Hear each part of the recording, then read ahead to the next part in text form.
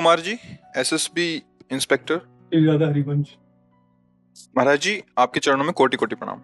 महाराज जी, बचपन से ही सत्संग और प्रवचन के संग में रहे परिवार की सहायता से, लेकिन जैसे जैसे बड़े हुए, पढ़े लिखे, ज्ञान विज्ञान ने भगवान को मानने में ही तर्क ला दिया। अब संशय ही रहता है, पूर्ण विश्वास वाली स्तुति नहीं आती। मार्गदर्शन कीजिए महाराज जी। जैसे पिता का बोध करने की सामर्थ्य बालक में नहीं है, ये मेरा पिता है, उसका निर्णय माँ करती है, और माँ के वचन पर विश्वास करके हम पिता पर आसक्ति कर लेते हैं। इसमें कोई संशय है आपको? हम पिता का परिचय नहीं जानते, क्योंकि पिता का परिचय सिर्फ माँ जानती है, और माँ के ही संबोधन से और उसके वचनों पर सहज ममता भरे वचनों पर दृढ़ विश्वास करके हम पिता की गोद में बैठ जाते हैं, और जीवन भर याद नहीं करना पड़ता, वो बात मेरे बैठी रहती कि ये मेरा पिता है। ऐसे ही हम स्वयं भगवान को नहीं जानते हैं। गुरुजनों के, संत महापुरुषों के वचनों पर दृढ़ विश्वास करके यदि हम चल दें तो हम भगवान की गोद में बैठ जाएंगे। भगवान बड़े करुणामय हैं, उनको जिस भाव से भजा जाता वैसा अनुभव कराते हैं। शास्त्रों में कहा, तुमेव माता च पिता तुमेव, तुमेव बंधुश्च सखा तुमेव, तुमेव विद्या द्रविणं तुमेव, तुमेव सर्वम मम देव देव। अभी हम पूछ रहे थे किसी से कि सूर्य किसने रचा है, ये चंद्र किसने रचा है, आपकी बुद्धि को किसने रचा है, आप में बल किसने दिया है, आपकी दोनों आंखें क्यों दी है? वो हरण करना चाहता, गर्भ से ही तुम्हें अंधा बना देता, गर्भ से ही तुम्हें मूर्ख बना देता, गर्भ से ही तुम्हें अपंग बना देता, गर्भ से ही तुम्हें किसी लायक नहीं रखता। है ना कोई महान, है ना कोई ईश्वर जिसके आश्रय से संपूर्ण सृष्टि चल रही है। जल में नाव की तरह पृथ्वी टिकी हुई है, आसपास जल, नीचे जल, और टिकी हुई। कौन है जो इस धारण शक्ति प्रदान कर रहा है? कौन है जो ये ऑक्सीजन दे रहा है? कौन है जो पूरे जीवियों को, अनंत जीवों को, जिनका सबका मनोभोजन है एक बार का, उनका भरण पोषण कर रहा है? वो विश्व का भरण पोषण करने वाला कोई है, कोई है जिसके शासन से सब चल रहा है, वो है प्रभु। उसको महापुरुषों ने अनुभव किया है। जैसे माँ ने अनुभव किया पिता से, ऐसे माँ के आनंद अनुभव का परिणाम हम हैं। तो संतों के आनंद अनुभव में जो परब्रह्म, परमात्म तत्व, हित तत्व, प्रेम तत्व, जो भी उसे बोला जाए, वो जो आया, बस उनके वचनों पर विश्वास कर लें।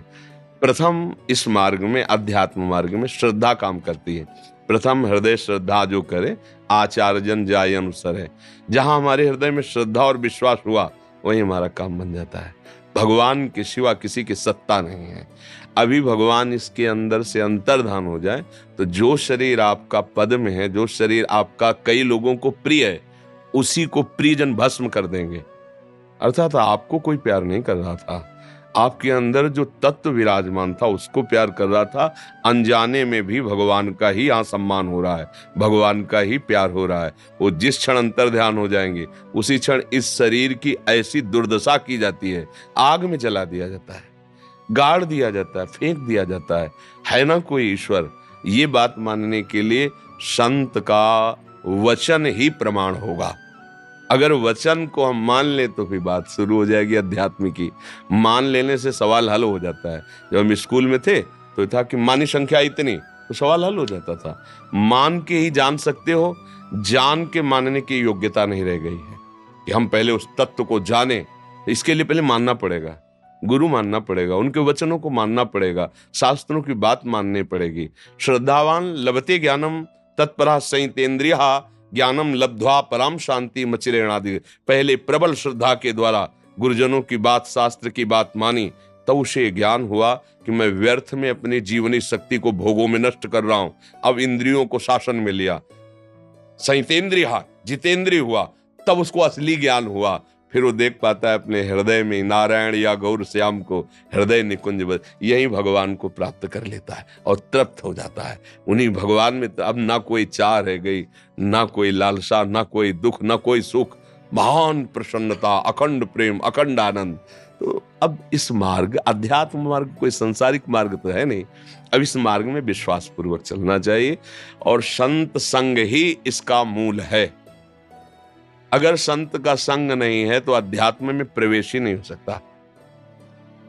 प्रेम और ज्ञान ये तो बहुत ऊंचाई की बात है। साधारण धर्म में भी चलने के लिए किसी न किसी महापुरुष का आश्रय लेना होता है, उसी से हम आगे बढ़ते हैं।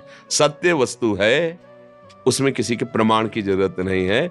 आपका भी हृदय कहता कोई तो है, ऐसा किसी का हृदय नहीं है जो कहे नहीं जानता कोई भगवान होगा ना। हम एक बार ऐसा उसको घुटने टेकना पड़ेगा कि एक बार उसे लगेगा कोई है मुझे बचा ले। सबको लगेगा इस जीवन में कि है वो परम तत्व है वो, तो उसको अभी स्वीकार कर लो तो बचाने की बात ही नहीं आएगी। आप और वो साथी हो जाएंगे। छिन छिन बिहरत संग, छिन छिन निरखत प्रेम भरी। वो कहीं दूर नहीं है, इतने नजदीक है कि शरीर बहुत दूर है, वो हमारे बहुत नजदीक है। वहीं बैठा हो चुपचाप मौन शांत तुम्हें देख रहा है। जिस दिन तुम प्यार से उसे पुकारोगे वो सह नहीं पाएगा, तुम्हें गले लगा लेगा। बस वो प्यार की जरूरत है, और वो प्यार बाजार में मिलता नहीं। रे मन रसिकन संगमिन रंचन उपजय प्रेम, भक्ति कर दीप प्रेम कर बाती, साधु संगत कर अन्न दिन राति, तभी उसका अनुभव होता है। समझ पा रहे आप? जी, मन क्रम वचन से आपको गुरु माना, ये आपका विषय है, ये आपका विषय। गुरु शिष्य को माने कि मेरा कुछ नहीं, शिष्य गुरु को माने कि ये मेरे परब्रह्म या मेरे गुरुदेव या मेरे ईश्वर, उसको वैसे ही अनुभव होगा। जब हम पाषाण विग्रह को लेकर के उनमें भगवान की भावना करके आराधना करते हैं तो हमको संकेत मिलने लगता है कि मेरे भगवान ये है। हमारा प्यार पाषाण में भगवान को प्रकट कर देता है, धातु में भगवान को प्रकट कर देता है। तो क्या चैतन्य घन शरीर में विराजमान जो आनंद स्वरूप परमात्मा है, विश्वात्मा है, प्रभु है, हित है, क्या हम उस पर भाव करेंगे तो नहीं अनुभव में आ जाएगा। पर वो आपका भाव होगा, हमारे मानने से नहीं, हमारे मानने से हमारा होगा, आपके मानने से आपका होगा। ये कहने की जरूरत नहीं, ये अंतर की बात है। द्रोणाचार्य जी ने एकलव्य को हटा दिया। हम राजकुमारों को शिष्य रूप में स्वीकार करते हैं, कोल भीलों को नहीं। कैसे? कर्ण, दुर्योधन, अर्जुन, भीम के साथ तुमको हम शिक्षा देंगे। उसने कहा मैंने तो स्वीकार कर लिया आपको गुरु, और एकांत में जाके वैसे ही मनोभावना युक्त मिट्टी की मूर्ति बनाई और रोज प्रणाम करके पूजा करके प्रत्यंचा चढ़ा। ऐसा धनुर्धर हुआ कि अर्जुन को सिखाया तो ऐसा धनुर्धर नहीं हो पाए। अर्जुन के साथ एक कुत्ता गया था, मुंह बगाड़ के भूखा तो एक बूंद खून नहीं, कहीं घाव नहीं, पूरा मुंह बाणों से भर दिया। अर्जुन का इतना हस्तलाघ हो। समीप गए, कहा वीर मैं तुम्हारी सराहना करता हूं, तुम्हारे गुरु कौन है? तो उनका भगवान द्रोणाचार्य। उनका कभी हमने नहीं देखा तुमको कि वो शिक्षा दे रहे हैं। और मन में सोचा कि द्रोणाचार्य जी ने तो मुझे आशीर्वाद दिया है, विश्व का सर्वश्रेष्ठ धनुर्धर, पर मैं इसके आगे कुछ नहीं हूं। तो उनका आओ तुम्हें दिखाते हैं। ले गए तो अपनी छोटी सी कुटिया में मिट्टी की मूर्ति द्रोणाचार्य के ऊपर। द्रोणाचार्य को भी पता नहीं है, गुरु को भी पता नहीं कि शिष्य के अंदर क्या जा रहा है। उसकी निष्ठा, उसका भाव, आपका भाव, आप जितना भाव करेंगे उतने उत्तर आपको मिलता चला जाएगा।